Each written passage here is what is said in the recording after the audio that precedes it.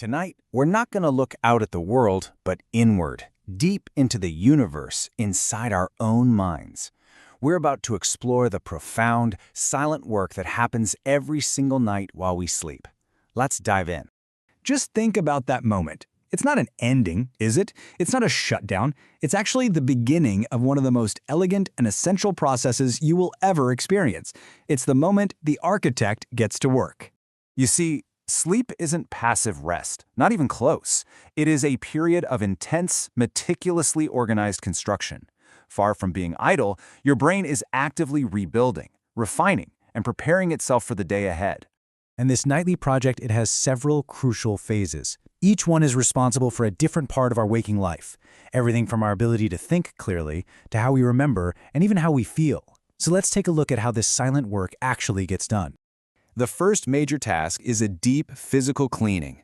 I mean, think about it. Every thought, every action, every single moment you're awake generates metabolic byproducts. And just like a busy city, the brain needs a serious cleanup crew to handle all that waste.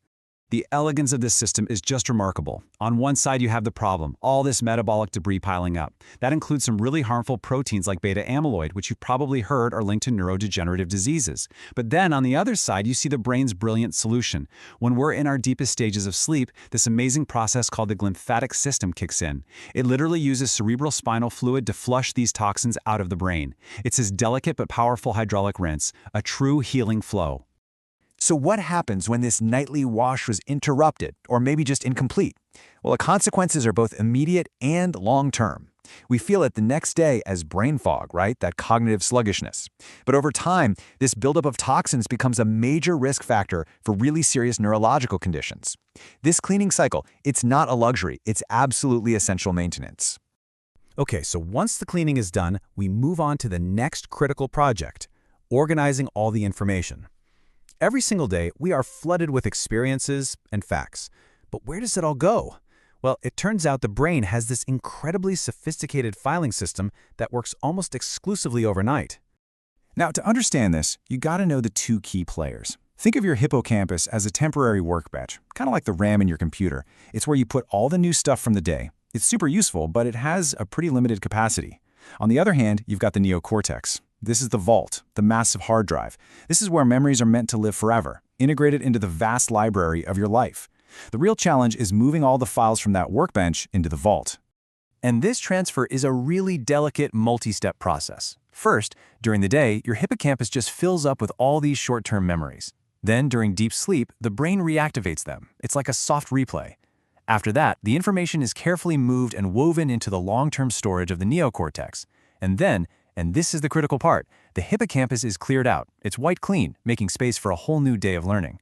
Without this nightly offload, your ability to make new memories is just severely compromised. And you know, this whole process is incredibly fragile. Research shows that even one single night of sleep loss can cause this entire transfer system to fail. That leads to a measurable drop in your ability to hold on to information. The memories from the day before are at risk of just being lost, and the brain's ability to learn new things the next day is crippled. Okay, so we've cleaned the hardware and we've filed the data. But our days are so much more than just facts, aren't they? They're filled with emotion, frustrations, joys, the whole spectrum. What does sleep do with all of that? Well, this brings us to the next, and maybe the most immediately felt function of sleep. It recalibrates our emotional compass. It helps us find our emotional true north again after a long, hard day. The key to this is the relationship between two parts of the brain. You've got the amygdala, that's our primitive, emotional gas pedal, and then you have the prefrontal cortex, that's the rational, thoughtful brake. What happens with sleep deprivation is the connection between them gets weak. It's like cutting the brake lines. And neuroscientists have a name for this, the prefrontal amygdala disconnect. A good night's sleep does the exact opposite. It repairs and strengthens that vital connection, giving back power to the prefrontal cortex to regulate our emotional responses. It's why, after a full night of rest, we feel more in control, more measured, less reactive. Without it, we're all gas pedal, no brake. And that's exactly where that impulsivity and emotional volatility come from.